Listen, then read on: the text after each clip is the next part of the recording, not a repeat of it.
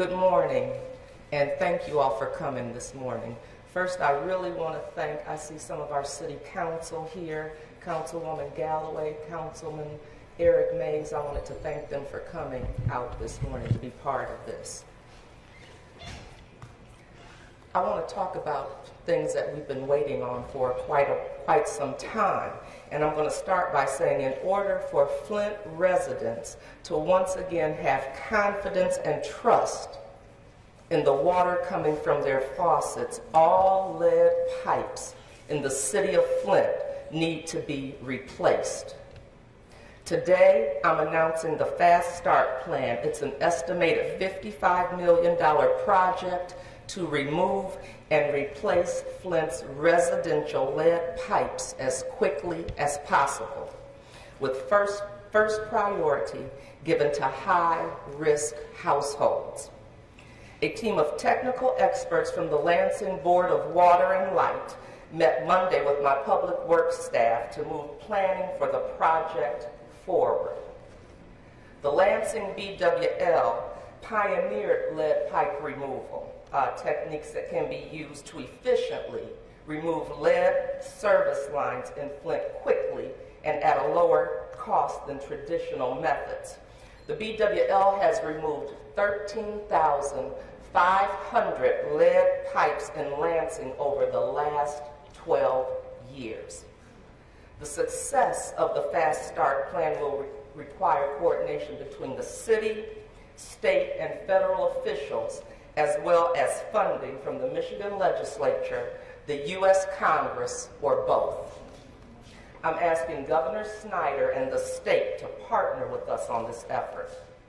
We'll let the investigations determine who's to blame for Flint's water crisis, but I'm focused on solving it. It's going to take time to get this done, but we're going to move quickly to begin small-scale operations, then build from there. We are going to restore safe drinking water, one house at a time, one child at a time, until the lead pipes are gone. Even after the pipes are replaced, much more work remains to be done. But my goal is to address all of the challenges facing Flint and its children so the birthplace of General Motors once again becomes a city of hope and possibility. But first, we need to make Flint a lead-free city in every sense of the word. We are ready to roll up our sleeves and get the lead out of Flint. We look forward to assistance from any source possible to make it happen. Last week at our press conference, General Mike McDaniel was here, and I've asked him to come back to help coordinate these efforts. So at this time, I'm going to have him say some words. Thank you, Mayor Weaver. Thank you all. And thank you, Mayor Weaver, for this challenge. The last week has been quite interesting as I try to get up to speed on this. And one of the things I would note right from the beginning is that we are trying to balance urgency with precision. We have made a number of assumptions in our plan, is what I'm saying, because we had to make those. We do not have all the data that we would like to have to make the clearest, fullest plan possible. But we do know enough, based upon the assumptions that we had to make, to go forward. With the assistance, as Mayor Weaver said, from the experts, the engineers at Lansing Board of Water and Light, we have outlined a plan, and we will then reach out and are in the process of reaching out to the state for their assistance with data, with the planning itself, and with funding, as Mayor Weaver also said. So first, we're developing a detailed timeline. I can't tell you that we will put a shovel in the ground tomorrow, but I can tell you we will do it very soon. We want to have a proof of concept. We want to take those households who are the high-risk households, and we want to replace those lines immediately. And when we say replace those lines, we mean the entire line from the main to the meter. This is something that, as the mayor said, Board of Water and Light has done in Lansing successfully. We are going to do it as successfully, and we are going to do it more promptly based upon their experience and based upon the urgency of the situation. I would also like to stress that the preliminary cost estimate is just that. It's just an estimate. Again, we are making assumptions as we are moving forward as strongly and efficiently as we can, but we have to balance, as I said, urgency with precision. So it may be more per household. It may also be less. We are assuming if there were 13,500 pipelines in the city of Lansing, that therefore there are approximately 15,000 similar pipeline or water lines, water service lines within the city of Flint. And so that is the basis for our estimate. These will be replaced, as I said, from main to meter. And to do so, we want to start immediately. We want to start immediately because the city of Flint needs it. Our short-term goal is clean water, but our long-term goal is bringing new families and new businesses to the city of Flint. And to do that, to have new families and businesses here, we have to replace all the water lines. We can't take any short-term measures and say that short-term is enough.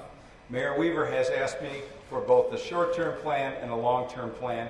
Today we're announcing the start of our short-term plan. With that, I'm turning it back to the mayor for any questions you may have. Can you give us an idea on when this will begin? I know you said you can't give a timeline, but Sure. people who have been living in this condition for Sure. a very long time, they want some answers. So there are a number of factors here. First of all, we have some data, obviously. We know where the high-risk households are in terms of high water lead levels, and we know where the children are with high blood lead levels. We compare that data with the data that we have for the lead service lines. We can do that fairly quickly. I have already reached out to the state of Michigan, and we've already reached out to Hurley Hospital for their data.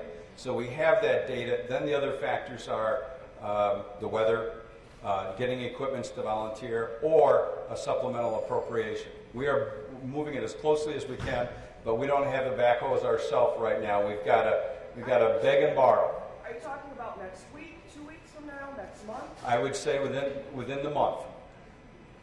What are some structural consistencies for some of the high-risk households? What are some factors about the structures? Well, I don't want to get into the households themselves. My thought here is, and it's sort of reverse logic, if you will.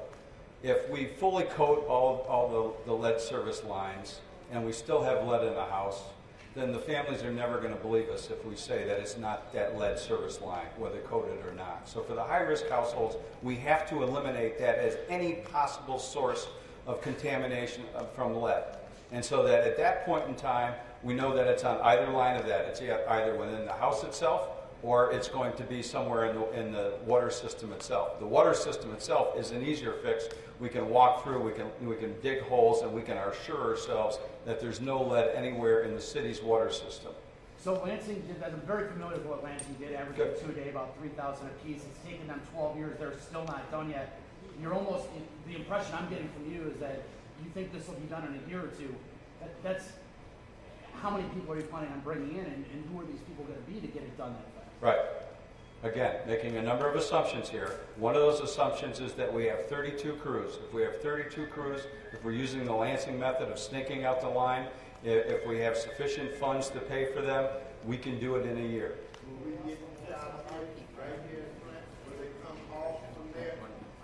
No, that's one of the things we were talking about is we will partner with them because our staff will be involved as well. It will be City of Flint workers participating in this as well. So it's going to be joint.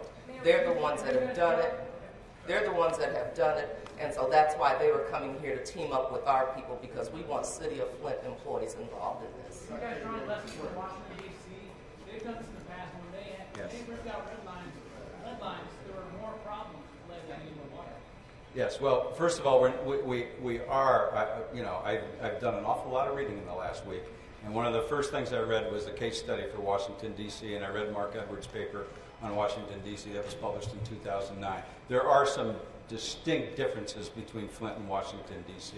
But one of those that I think that you are alluding to, sir, is the idea when you pull the lines, there are two ways in which you can cause further contamination. And that is if the vibration from that can cause the corrosion in the lines to sink into the water itself, and the other is that you can sort of, if you don't replace all the lines, you can cause a further galvanic corrosion if you still have two different types of metal working. I suppose a third possibility, as I said, is we want to assure that it's not some other source within the water system. So we have to spec out the entire system as part of this before we can assure people that it's not in the water lines. And therefore, if there remains then any lead contamination, we have to then find the source, which may be in the household, which may be from some other source. Mayor, the governor has said repeatedly, though, that he wants to take a wait-and-see approach and not dig up pipes and not put money at that problem right now. And he says Mark Edwards supports his thought on that. Why would you think that the governor or the state would give money when he's made it clear that he doesn't want to do this right now? Because we're putting forward our plan, and we can't wait for that. We don't trust that, and we deserve new pipes. That's the only way this community is going to be confident, and people will stay here and people will come. We have to get new pipes, and I cannot imagine that he would not support this plan. If he doesn't, shame on him. What about Mark Edwards? What is he saying to you? Is he giving you different pipes? One of the things we have talked about is what's gone on as far as psychologically with us. We have been emotionally traumatized, and we need new pipes. That's the only way the community is going to have confidence in what's going on. That's the only way we're going to be satisfied, is knowing that we have new pipes and we don't have to have any speculation as to, as people are suffering from different things, if it came from those lines. We will never be confident that the biofilm has built back up. That's a tough one. That's a tough one for us, and we deserve new pipes because we did not deserve what has happened, but as a result of what has happened, we deserve not only new pipes, but we deserve supports and services for the kids and the families that have been impacted by this. All right. Just really quickly, can you tell us, so where is ground zero? You have enough data to know where you want to start. Give us sort of a section of the city, give us the street, tell us who is getting these firms. I can't do that yet. I want to make sure that our data is verified with all the data that's out there. I don't want to pick one spot and then have some other entity or agency say it sometime later, well, wait, why'd you pick that area? So I have to compare our data with that with the state DEQ and HHS. Maybe, of course, as we get more details, we'll definitely keep you guys informed and let you know. Where are you guys at with the mapping project? Do you know where the lead lines are now? Thank you.